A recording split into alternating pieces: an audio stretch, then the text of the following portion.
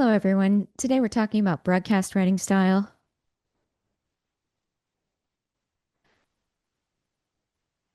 Now, whenever you talk about writing for broadcast, remember this is going to be an altered form of the news writing style. Typically, this is going to be shorter. So we're focusing more on the top of the inverted pyramid. And we also want to remember to write for the eye and for the ear. The reason the eye is included here as well is because you do have someone reading your script, whether it's someone who's an anchor on the show or you if you're working as a multimedia journalist. And this will also make it easier for you to read and remember the information. And same thing for your audience. Remember, they're going to hear it whenever they are working on something else. So you want to make this easy to remember. And how do we make it a little easier on them? Well, one of the ways is by including shorter words and sentences. So instead of having those long paragraphs, you have much shorter pieces of information. Use present tense verbs, focus on actions as much as you can. And also consider what's new, what's now, and what's next in your stories. And this will give your audience more of a sense of the immediacy and the impact of what's going on. Now, some script mechanics. Whenever you're writing this story, the script should be in all caps. So that's all capital letters. For example, if you look at the screen here, you can see the rain and main stays mainly on the plane. All of this is in capital letters. If I were to see this in a script, that means this is the portion I need to read. Now, if I see something like this quote from Sally Field here that says, "Quoth the raven, get out your checkbook," this, because it is written in normal sentence casing and also held within those sideways carets, the greater than, less than signs, that tells me if I'm reading it that this is going to be a sound bite or a sound on tape within my script. So attached either as the SOT in a VOSOT or as one of the quotes that I'll hear during a package report. And you also want to consider including pronunciation guides for more difficult words, things that are either new for the person who's reading it or that are possibly spelled a little differently than how they sound. And this will help avoid any issues whenever the anchor or you as the reporter, if you're reading this and it's, everything's moving along and you don't want to trip up while you're live on air or while you're recording. And also for that same reason, you would put quotation marks around proper names. So if it's the name of a company like Amazon, or if it's a person's name like Leonard Bernstein, you would put those in quotation marks. Same thing, especially when we're talking about companies where their names include everyday words like the big box store. If you put the whole name in quotation marks, there's less confusion about whether you are describing a store as big or if you are including that as the name of the store. And some other structural changes, whenever you are writing out your script, you want there to be one sentence per line. This breaks it down more easily in the teleprompter, and it also makes it easier if you're reading this off of your phone or off of a printout. And you want to include all staging or graphic directions within those sideways carets, the greater than, less than signs.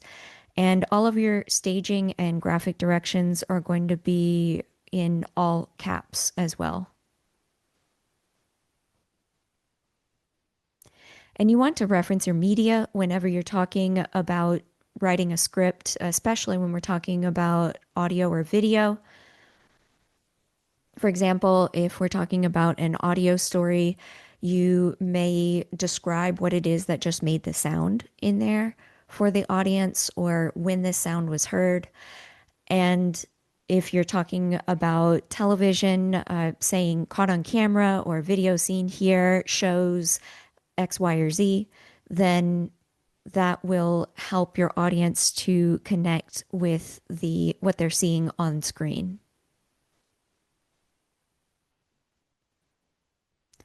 Now, for numbers and symbols, you want to summarize these most of the time. You don't want to have a really long string of numbers.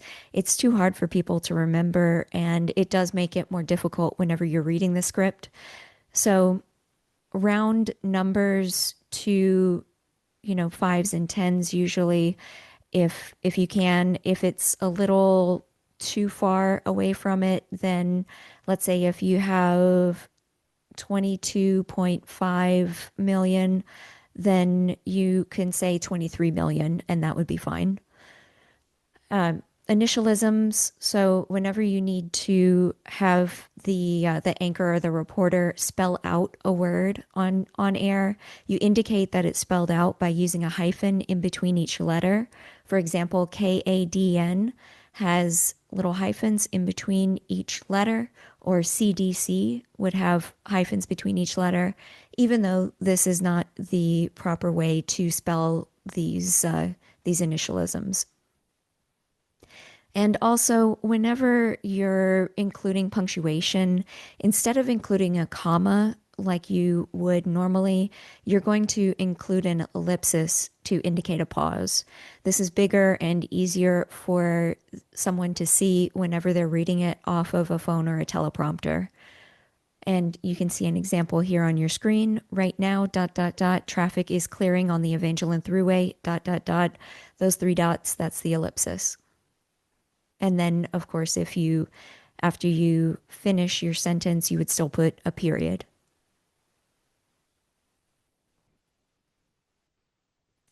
And you want to avoid using abbreviations in general. This helps to avoid confusion.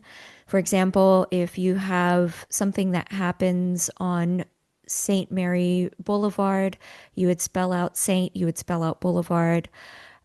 If you're including information and it includes a monetary amount, like $27 million, then you would spell out those words instead of using only numbers and dollar signs.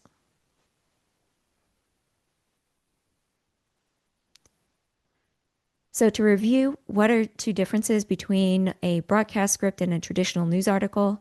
And think about what stays the same. What is going to continue working in both types of news articles, the traditional style and this broadcast style?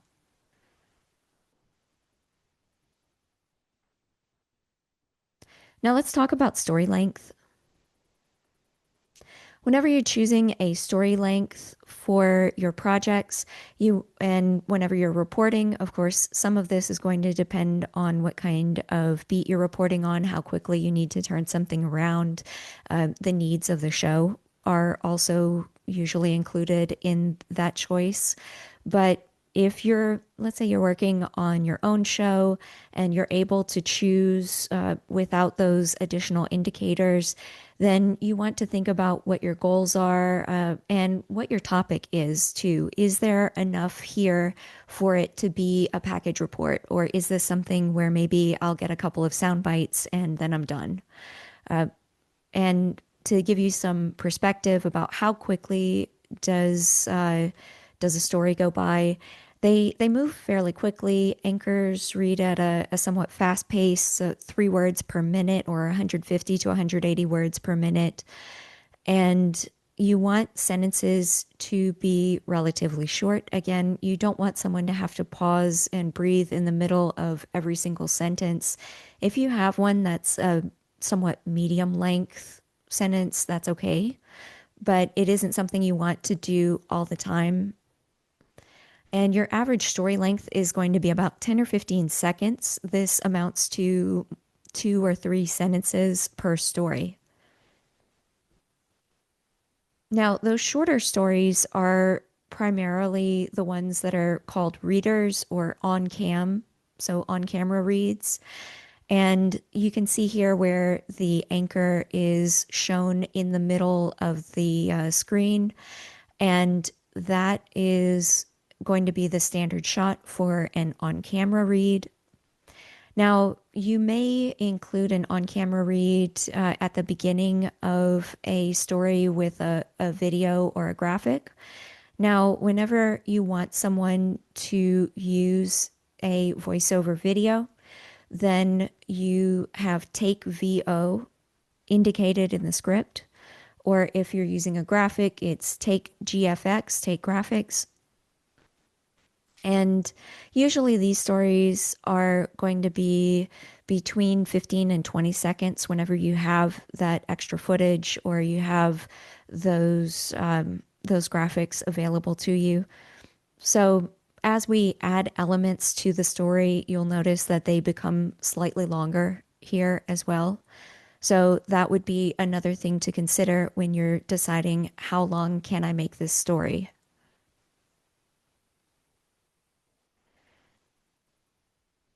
So on cam or on camera reads, again, those are going to be those centered shots.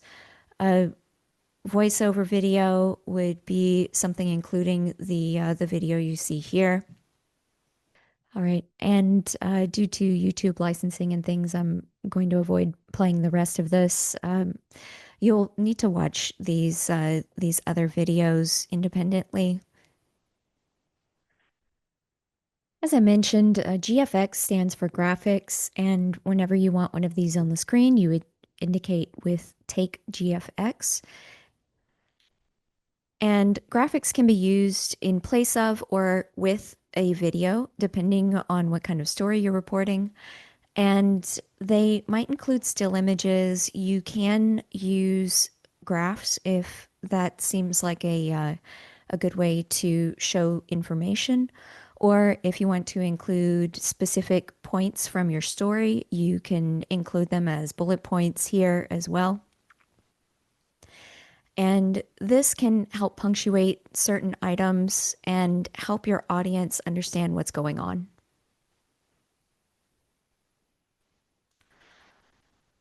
Now, another acronym you might use and another shot to consider whenever you're working in a television studio is OTS or over the shoulder.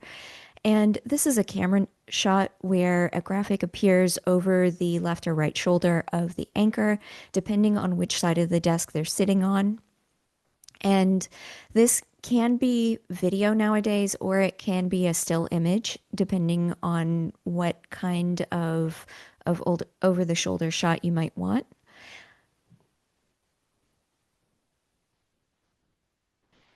Now, another way to include graphics while you still have the anchor on screen is a monitor shot.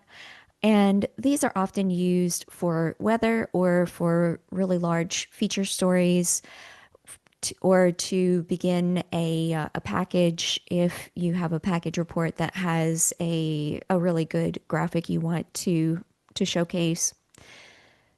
And they are also used for specific segments, usually along with a stinger to indicate that this is the beginning of the segment. So an audible instruction, usually if it's on TV, also it also includes a graphic that shows the title of the segment, and then you would have the segment graphic on the monitor.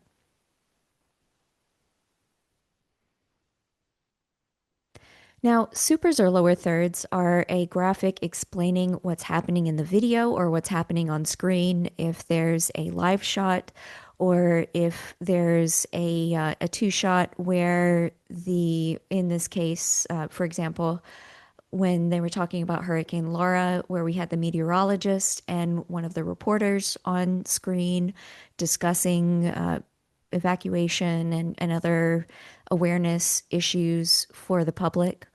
So when you include a super or a lower third, and just to let you know, it's a lower third because it's on the lower third of the screen. Try to make things easy here. And the So these supers or lower thirds are going to always include at minimum a brief piece of information related to the story, and then usually a location underneath it. Or if we're talking about one that goes with a soundbite or a SOT, that is going to include first the name of the person speaking and then their connection to the story underneath. So that could be their title or their whatever story it is that they're discussing.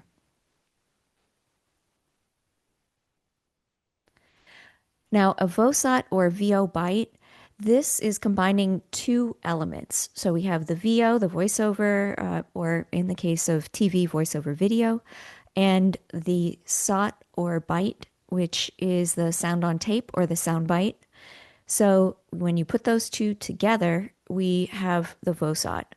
And that means that we have a 10 to 15-second script. Sometimes it'll be a little longer, like a 20-second script that is read along with the video, or sometimes it'll be a GFX byte if it's a graphic that goes first, like a photograph or a chart or something, and then you have the sound bite afterward, and they are connected through the last sentence in the script. So whenever you include a byte at the end of a script, you want there to be a really strong transition into it. So some kind of connection between what the anchor or the reporter just said and what this other person is going to say. Now, one thing you do not want to do, either here or in other news or media writing, is to include identical language.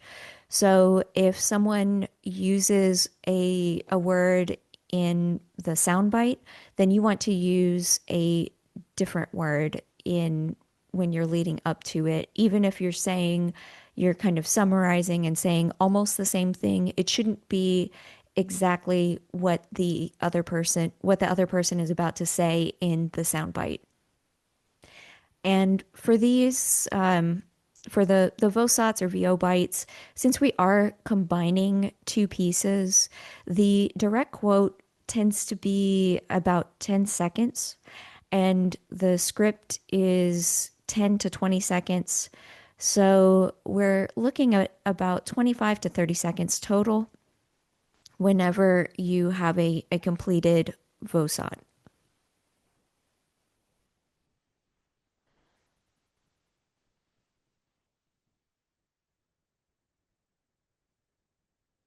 Now, our next kind of sound is a NATSOUND or NATVO.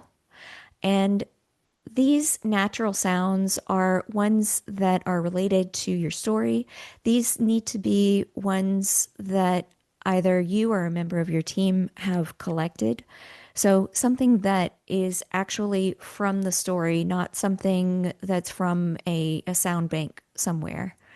And these natural sounds are going to indicate the what's going on in the story. They either they'll give some kind of illustration in the sense of being kind of background noise, like when you hear cheering at a sports event or at a concert, and things like a small snippet of a performance can be included here as well, since they are illustrating what happened or what will happen at a particular location. And these can be used either along with a voiceover, or they can be used as a kind of an independent piece of audio to begin a story or to end a story. If you want to like lead with that audio, or have it depending on how you're using it, either leading the story or included as a separate audio sound within the story. Now, if you want the natural sound to begin before your voiceover and to continue underneath it for a little bit, then you would indicate it by writing NATVO instead of NATSOUND.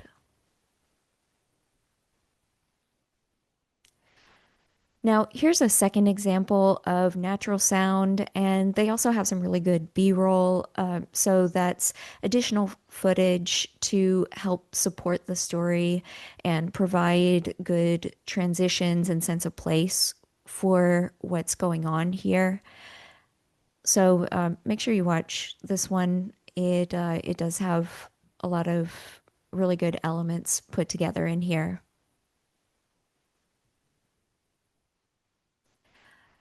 Now, a package report is going to be the longest type of narrative in the traditional news broadcast style. So these can be between 1 to 3 minutes. Sometimes they're going to be a bit longer. I've seen some that are 5 or even 10 minutes, depending on the format of the show and how much airtime they have. And these are going to be the closest to a traditional news style. So look back at that expanded inverted pyramid, lead, bridge, background, body, tail, and that's going to reflect more of what you see in a package report. And these are developed to provide detailed explanations of what's going on. You include multiple SOTs or sound bites in here and a lot of voiceover video reads. And there's even something called a stand up where the reporter appears on screen, usually on usually at the location of wherever something happened. Now, again, a stand up is going to be when a reporter is on camera at the scene, and this is where you usually directly speak to the audience. So you're going to frame yourself whenever you are recording one of these so that you can indicate whatever items you need to to discuss the topic on camera. And you want to memorize your script for this kind of thing if you're going into reporting. This it just allows you to speak more freely with the audience and to look more essentially more presentable for the audience as well whenever you're standing there and giving information to them.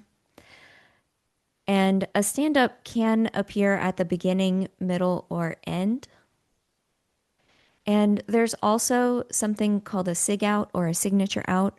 And that's going to be where the reporter, either on or off camera, gives their station ID and usually indicates where they're reporting from, especially if you're working at a station where you have a lot of different locations where you might be, like different cities or different parishes or counties.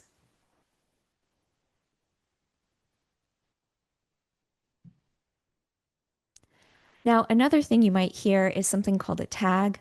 And tags are read on air, usually in the studio, sometimes on air if you have a live shot where you're updating an ongoing story. And they add additional information, some other things for the audience to know that maybe were not available at the time of recording or that work better as an additional punctuation at the end of a story. Now, here's an example of a VOSOT script. Remember, for this, we're taking that voiceover and we're combining it with a SOT, a sound on tape, to create a VOSOT.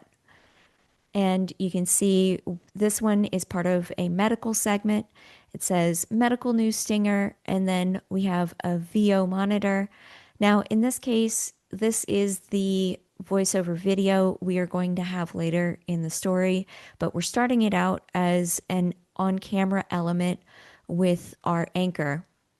So you can see next to the item that says VO monitor, it says VO and then has a description of what kind of video should be here.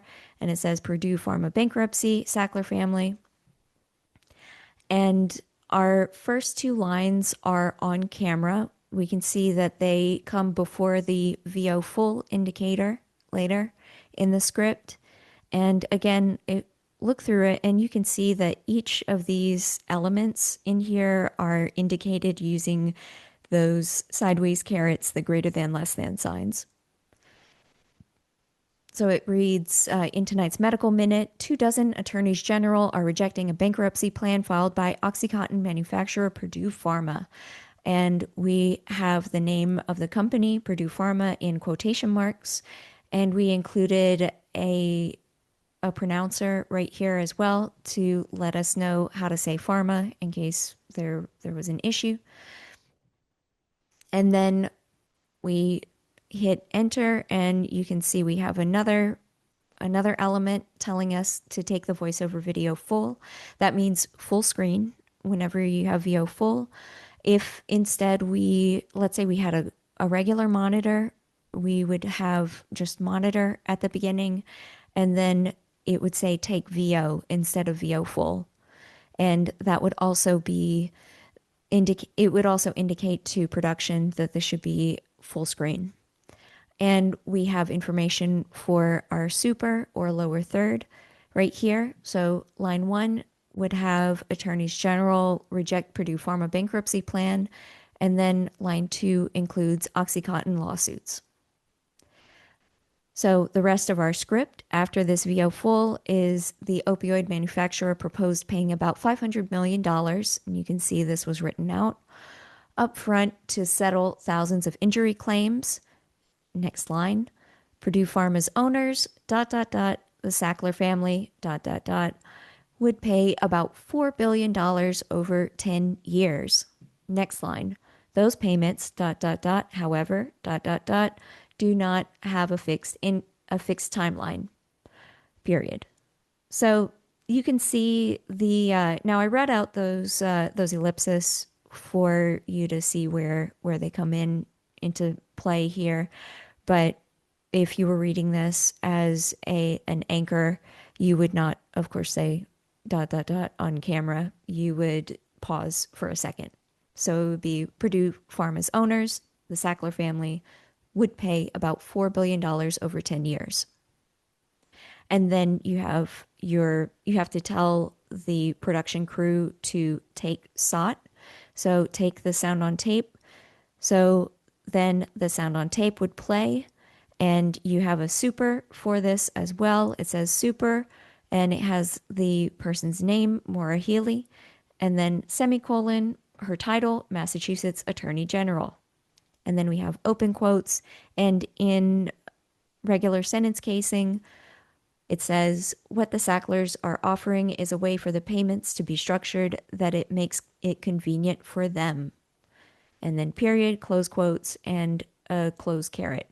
So you can see that everything where it's recorded or where there is something for production, it's indicated with those sideways carets, the greater than, less than signs. And then everything where it needs to be read out loud, it's included in all capital letters. And each item, whether it's something to tell production to do something or a line from the script, each item is going to be on its own line.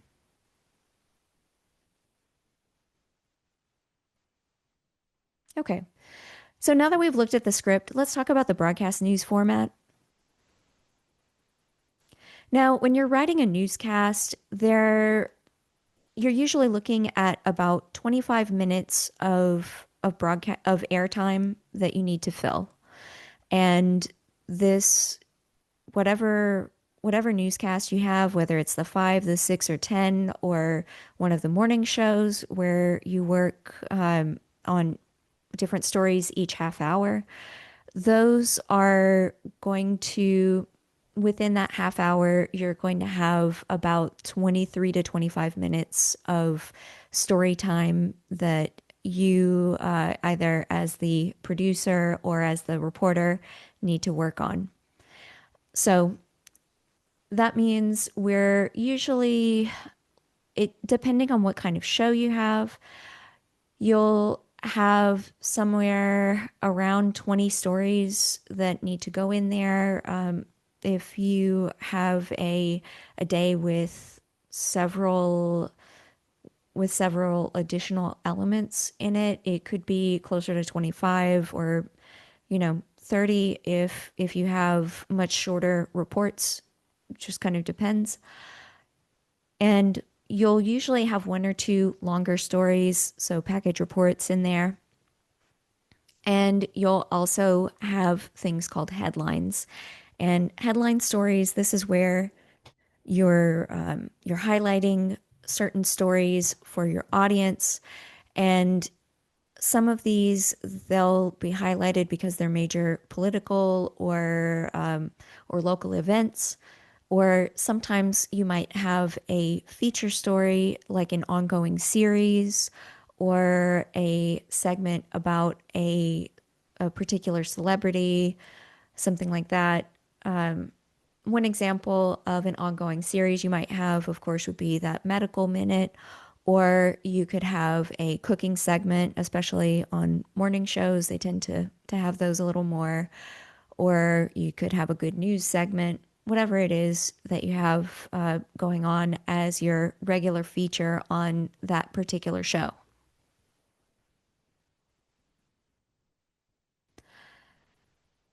Now, those 23 to 25 minutes are broken down into 3 or 4 story blocks, and they're separated by commercials. And this is going to be a similar format for radio or for podcasting. It depends on the podcast, of course. If you have one that's pretty short, then you might have one break, or you might have intro and outro commercials if it's really short, like 10 minutes or less. And of course, you'll have whenever we're talking about traditional broadcasting for radio or TV, at the beginning of each block, you'll highlight certain stories. These might be your features. They could be, again, big political stories. So those headlines happen generally at the top of each half hour. So story blocks, your first story block is normally your series of top stories. And generally speaking, when we talk about block one, this is going to be crime, politics, more serious headlines. There are some exceptions, especially here in Louisiana. We do have some festivals and things that may take priority during certain times of the year.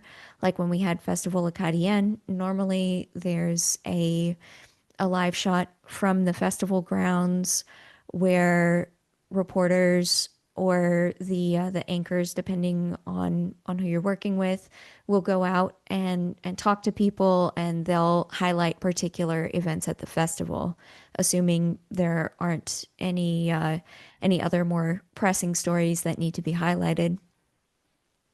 And then block two is usually a detailed weather forecast.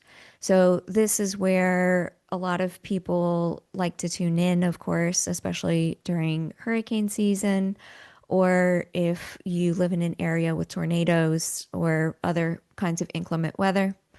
And then blocks three and four tend to be more entertainment or sports oriented stories.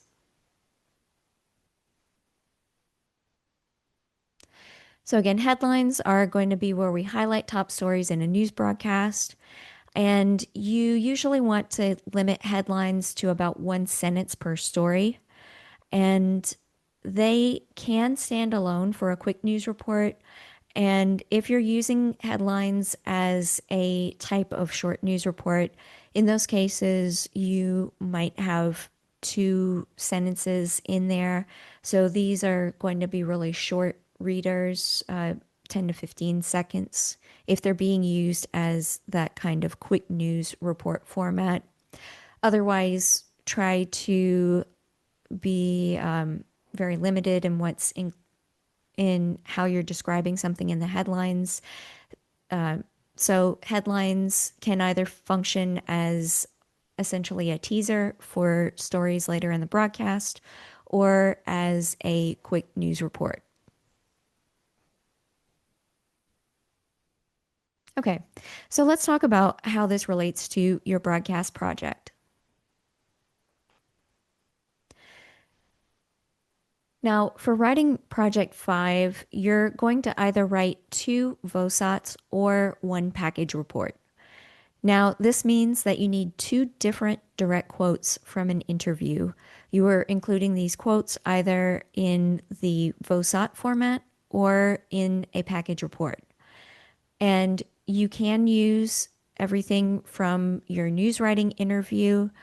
So, from Writing Project 4, you can take that and rewrite it as a broadcast writing project, or you can collect a new interview and story if you so choose. Considering the turnaround and everything, I'm okay with whichever option works better for you.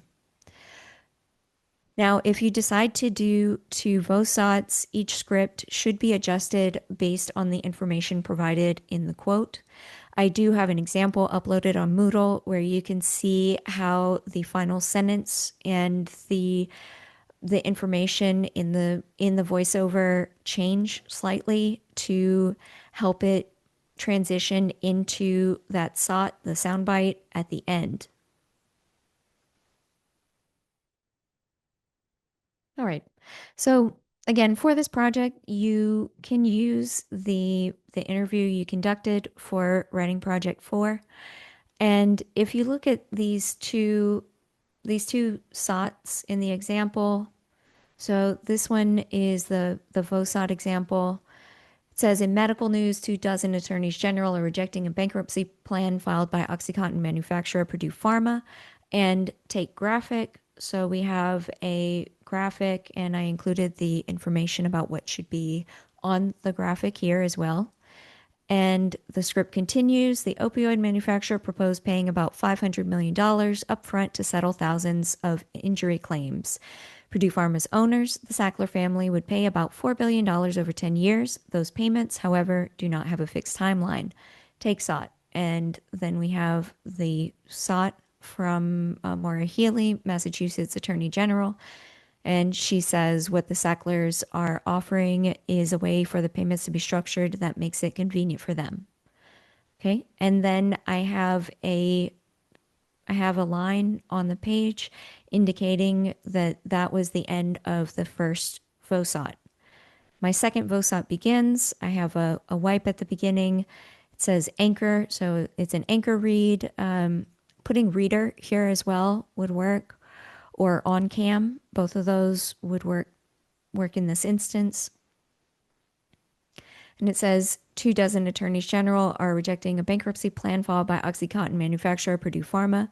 So you can see right away that the lead is still the same in this case. It still makes sense as our main lead. We are changing the element that comes up next. So next we have our VO, and it says VO, Purdue Pharma, bankruptcy, Sackler family, super, attorneys general reject Purdue Pharma bankruptcy plan, OxyContin lawsuits.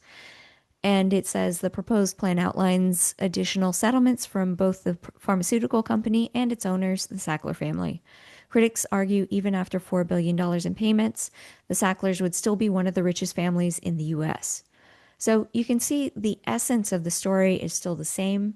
However, instead of focusing on the lack of a fixed timeline, this last piece focuses on the Sacklers still being one of the richest families in the US even after they make these payments. And then that concept comes up again in the SOT. So we have Take SOT, the SOT from Nan Golden, activist, and her soundbite is, "That's the most disturbing. The idea that they'll walk away with impunity. To me, this is the 1% twisting justice." So you can see that her SOT is related to this idea that they would still be one of the richest families, and that it's still reflecting the concept without directly quoting Golden or being identical to the previous VOSOT. Now, here's an example of how the package report may look. And again, this is available to you on Moodle. If you look at the package, we have an anchor intro and we have a monitor indicated here. You could use an OTS as well, or you could have it as an on-camera shot, whatever works for you. And we have the introduction to the package first. So Thomas Park, home to Lafayette tennis teams, neighborhood playgrounds, and other outdoor recreation, will soon include a skate park. Reporter Emily Montagnier provides an update about the area. And then we have an indicator to show that the package begins, and we also include the runtime. Now, the runtime means the total amount of time it takes for all of this voiceover, so the package script, to be read, as well as all of the natural sounds, the sound on tapes, all of those things that you see included in here. And normally, when you include a package script, you want to first indicate that this is a package, and then everything that's within the script is indented a little bit. And this tells production, okay, here are the things that are inside the script. And if you have any supers or lower thirds that are going to come up during the show, like during the package, then you can indicate those here. And we have our VO indicator. So there's some kind of a voiceover happening. And it says if you drive voiceover, in this case, since it's for television, we know it's a voiceover video. So we have Thomas Park construction indicated right here with the super. Skate park construction continues, and our location, Lafayette. And it starts, if you drive by Thomas Park, you will see the signs of progress, and you can see Thomas Park is in quotation marks. And then we have a natural sound of dump trucks happening here. So this would be dump trucks from the location. And it says construction crews drive dump trucks and backhoes, building mounds and valleys in what used to be an empty field. Last October, the Lafayette Consolidated Government broke ground on a new skate park just off of Geraldine Drive. And as you can see, Drive is spelled out. Geraldine Drive is in quotation marks here. And instead of writing 1100 with 11 and the zeros, we put 11 dash 1 or 11 hyphen 100, 11 hyphen 100, and that makes it a little easier to read in the script. And in this case, there are quotes from multiple people involved in the project. So we have our first SOT from someone named William M. Finger, and then we have the indicator for the stand-up. So your stand-up should be indicated in the script as well, like where are you going to be on location within the script. So on camera and talking about a particular area. And then we have some more SOTs and a VO, SOT, VO, and then a signature out. And then we still have our references at the end for both this one and the VO SOT.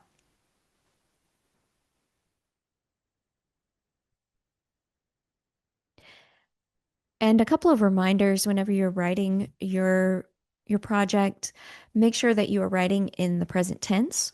So you're using says here instead of said, and make sure that you review the VOSOT script and the package script for examples of how to format things, and also that your two references are still there.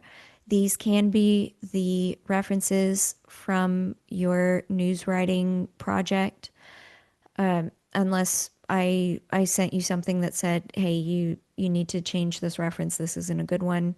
Uh, but it looks like most of you have been doing pretty well with those, so they should be fine for this. And then include any video or audio of new interviews as well. So if you decide to conduct an additional interview, or if you changed your story topic and have a new interview, you would include those new references and new interviews in there.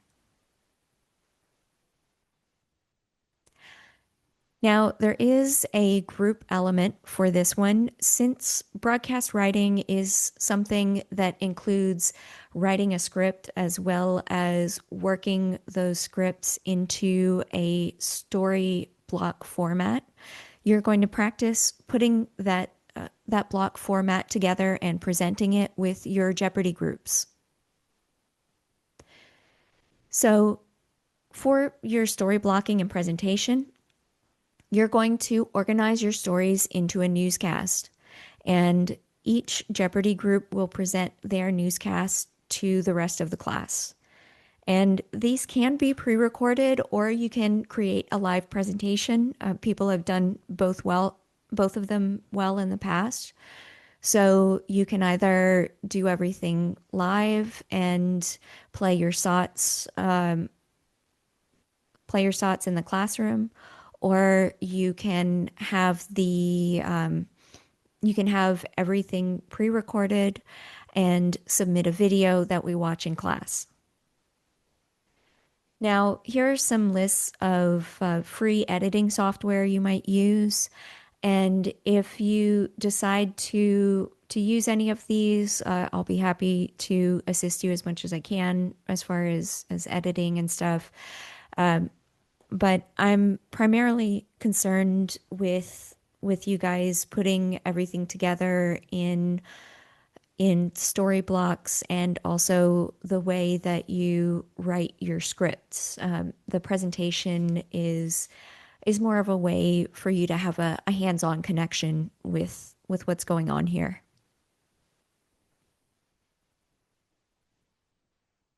All right. So for your homework, make sure that you finish reading Chapter 8, Law and Media, and Chapter 11, Broadcast Writing, and that you begin your broadcast writing projects. Thanks, and enjoy the rest of your week.